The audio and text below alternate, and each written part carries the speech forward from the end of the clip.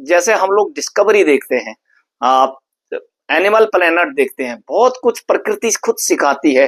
प्रकृति में रहने वाले, सर्वाइवल करने वाले प्राणी सिखाते हैं।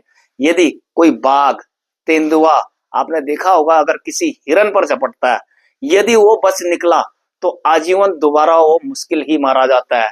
यानी कि उसने परिस्थितियों से, गलतियों से सीख लिया है। तो क्या हम लोग किसी हादसे को हो जाने के बाद क्या उसे भूल जाते हैं?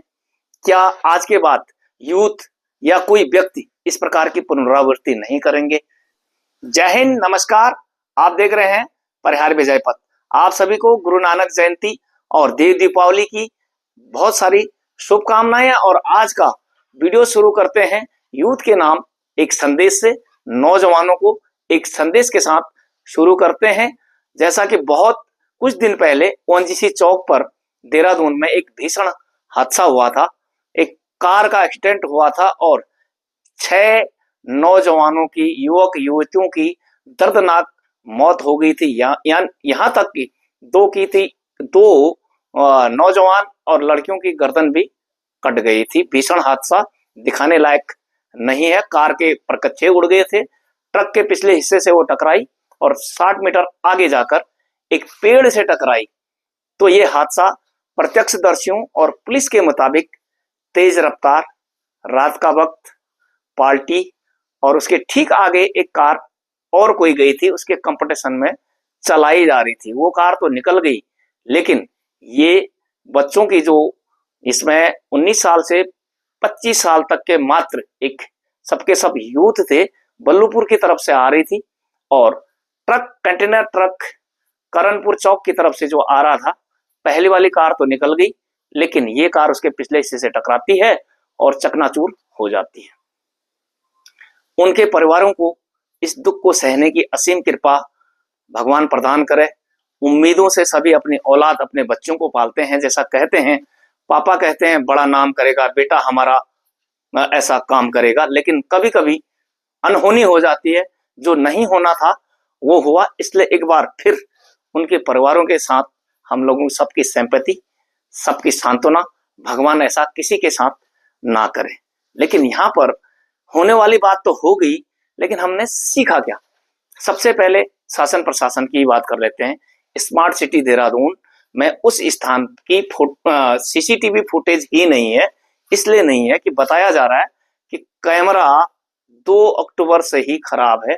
अब लग गया होगा, मुझे जानकारी नहीं है। लेकिन उसके साथ हम लोग क्या गलती करते हैं?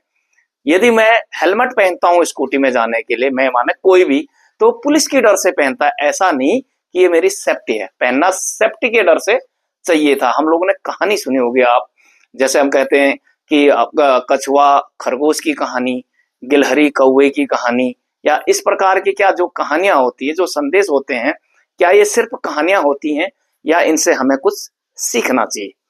तो आज इस घटना पर यही चीज कोट करूंगा कि यूथ जिस पर देश का भविष्य टिका हुआ है, आखिर क्या इस घटना से कोई सबक लेंगे? क्या आज के बाद ऐसी घटना नहीं होंगी? जहां पर गाड़ी का एक्सीडेंट हुआ था, यकीन मानिए पुलिस के मुताबिक सुई 150 पर टिकी हुई थी, यानी कि लगभग कार की रफ्तार 150 से 160 किलोमीटर की थी। दूसरे कार के कंपटीशन में चल रही थी। पार्टी करना, एंजॉय करना मना नहीं है, लेकिन उसके साथ साथ कुछ चीजों का ध्यान यूथ जरूर रखे। जैसा हम लोग कहते हैं ना कि किसी भी इवेंट में, किसी भी काम में, किसी भी मिशन में सयाने आदमी का होना कितना जरूरी है। मेरा मानना यह है कि 19 से 25 साल तक उन सब की उम्र थी। क्या एक भी व्यक्ति उसमें 35 साल या उससे ऊपर का होता तो क्या यह हादसा होता? आप अपने कमेंट्स जरूर दीजिए।